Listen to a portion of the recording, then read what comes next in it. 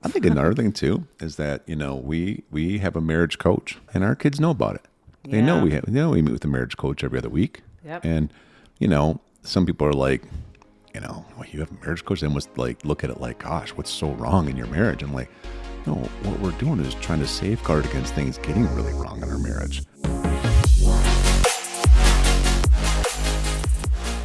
Hello, everyone. We are Greg and Jacquie Francis, and welcome to High Performance Parenting, where our passionate goal is to encourage you to raise champion children in a crazy world. Every week, we will bring you multiple episodes from our extensive experience of raising our six happy, healthy, successful, godly kids who are confidently equipped to win big in life. We deeply believe that any parent who is provided with the right knowledge and continual support can raise amazing kids. And when they do, all of our futures get better. If raising up future generations of absolute champions matters to you as much as it does to us, here's how you can contribute.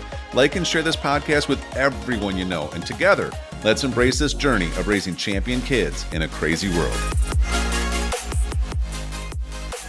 Okay, here we go. So, my next question for you, my dear. Jumping right in here. Oh my gosh, like no warm-up anymore, huh? No warm-up. Good gravies. Yeah. What would you be most happy about completing this year? You mean within like specifically like the strength training, you mean? Or Could be anything. Well, I'm excited about a couple things. I mean, I'm super excited about pursuing the same mentorship program that you did this year. I'm excited to pursue that myself this upcoming year. And that would be a great accomplishment. It's a 6-year mentorship program. So having that kind of... I mean 6 months. I'm sorry, 6 month. I'm sorry, did I say year? That'd be pretty aggressive. No, that would be an accomplishment. But yeah, I'm excited about that. That's like one of my major goals for this year, which I'm really excited to be stretched at that level. Just like so many of these episodes, you talked about some of the ways that you were growing and changing in that same apprenticeship program. I'm excited for the opportunity too. So that's probably one of my big ones that I'm looking forward to. And that doesn't start for another like 6 months or so. So, so I feel like I'm kind of like got 6 months and then 6 months of what I'm trying to accomplish. But that's one of my big ones that I'm excited about.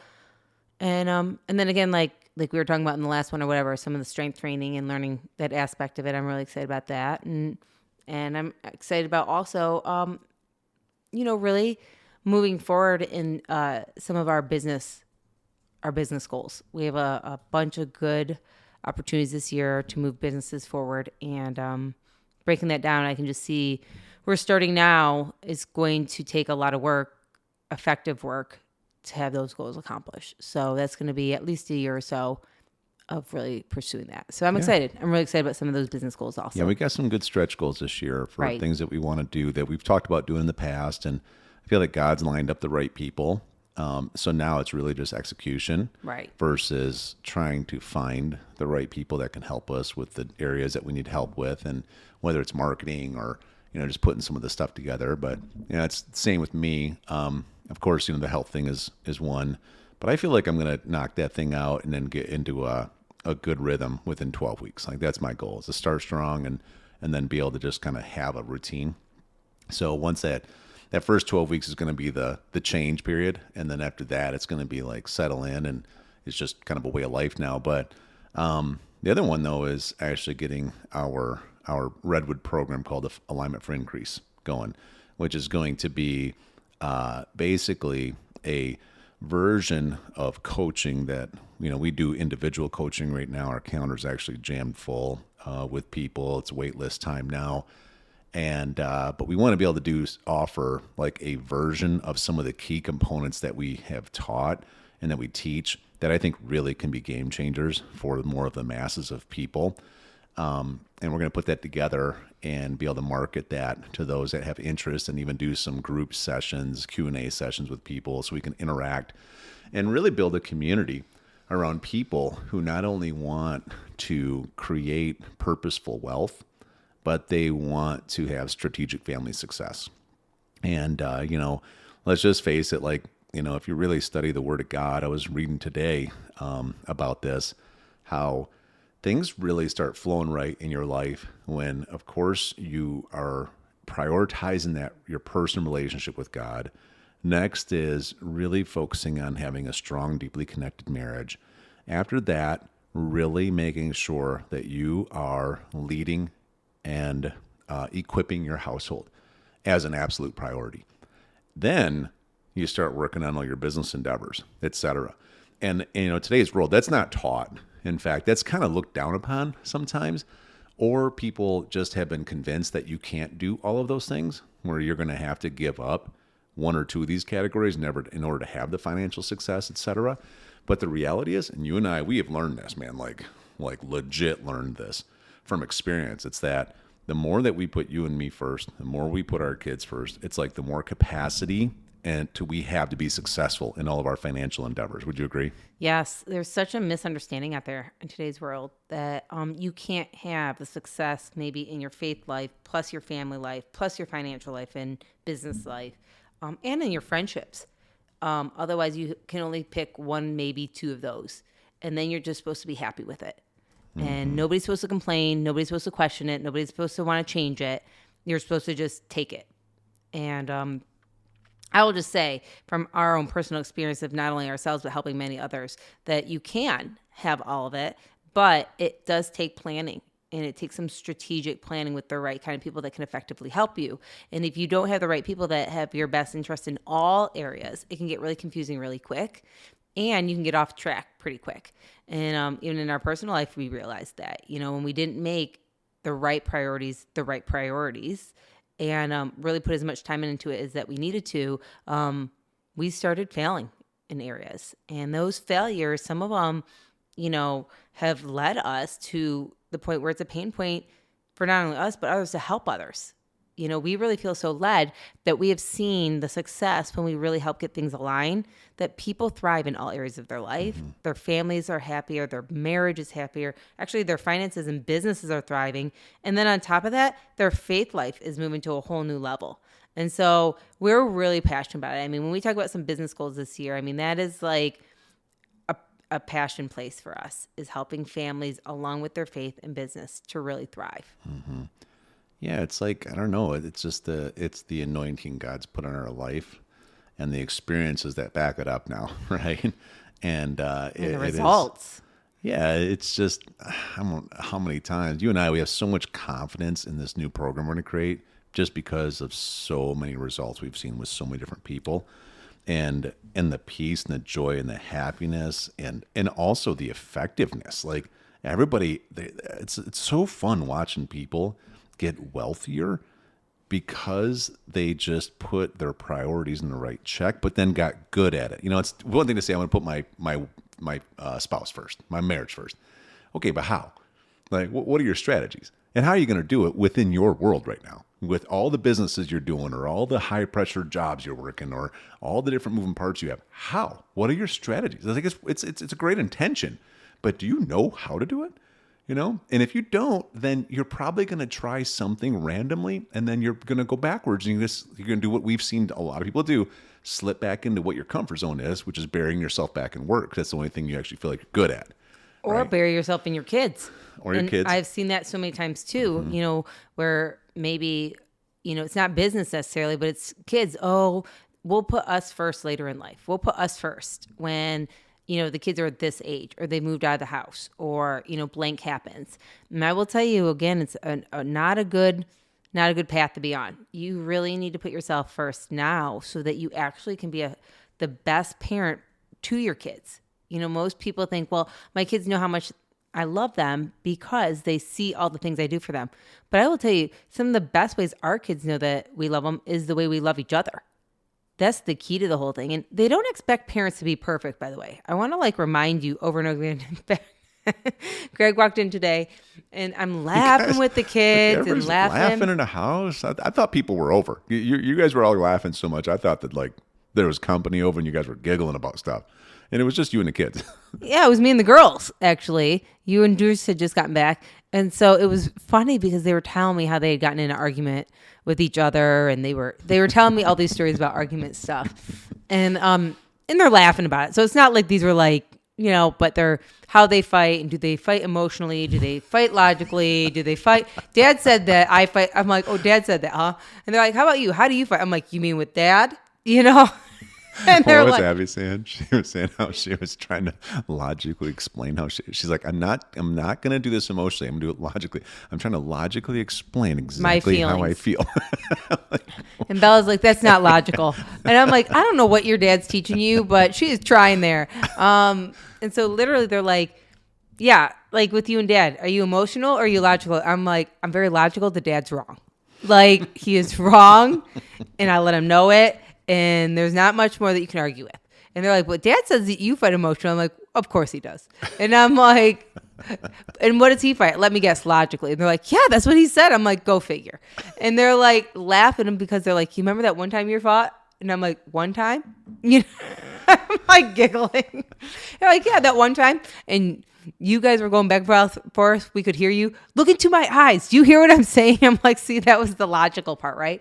And like, they were laughing about how we were fighting, okay? And like, how they literally just was like, all right, let's go downstairs and play. You know, like it didn't, they weren't like upset that we fought. They weren't like stressed. They weren't like anything. So it's like, all they thought to themselves is, I think we get 30 more minutes of screen time. You know what I mean? Let's go downstairs before they come out and notice, you know?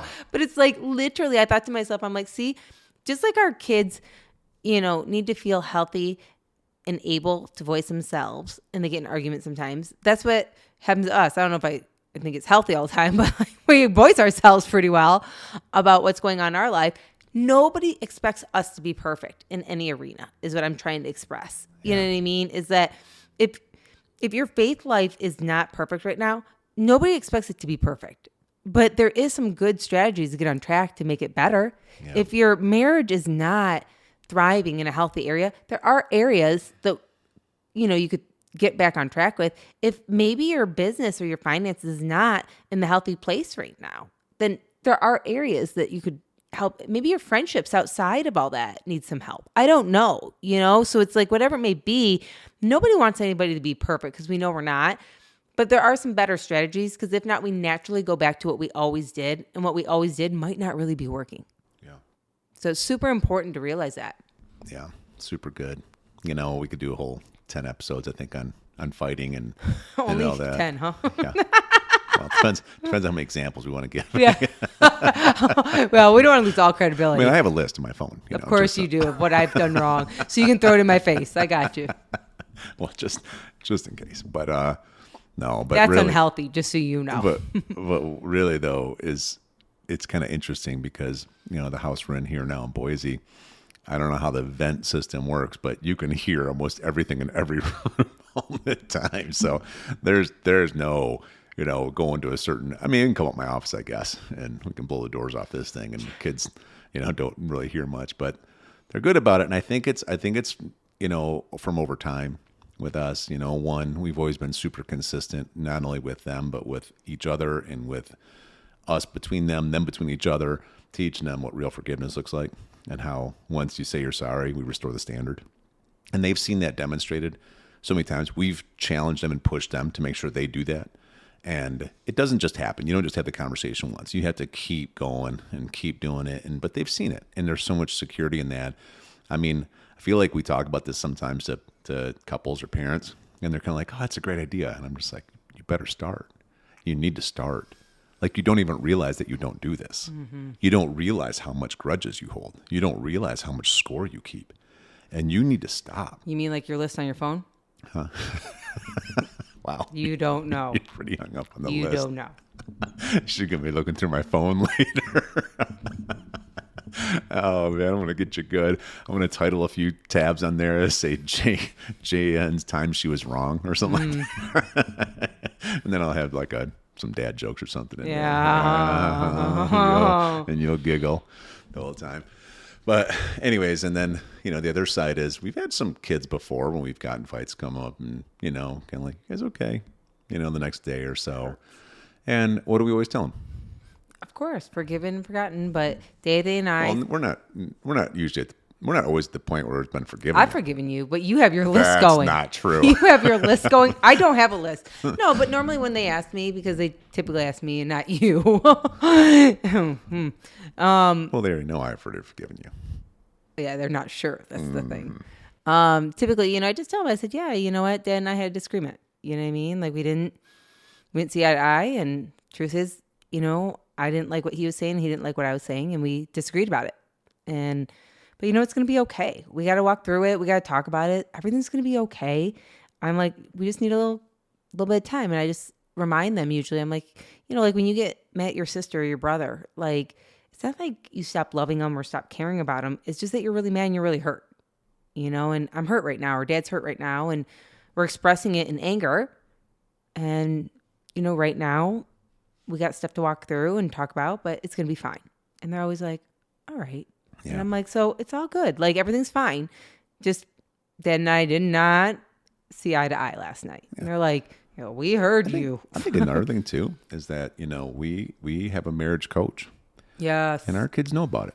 Yeah. They know we meet with a marriage coach every other week. Yep. And, you know, some people are like, you know, well, you have a marriage coach. They must like look at it like, gosh, what's so wrong in your marriage? I'm like, no, what we're doing is trying to safeguard against things getting really wrong in our marriage, you know? And so now that we found someone who's like really awesome, then it's worth the time, energy, and money investment to actually have somebody that we can talk things through that, let's just face it, for all you couples out there, there's probably a few dances you do between each other, the things that quote unquote happen always, the ways you fight, and the person gets mad about this thing you do, and the other person gets mad about this thing they do, and you don't really know how to get by it.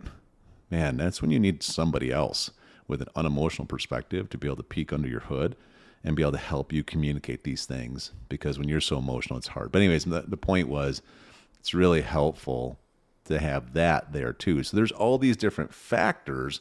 A lot of people, you know, people will ask, well, how do your kids have so much security when you guys still fight in your household and there's still security?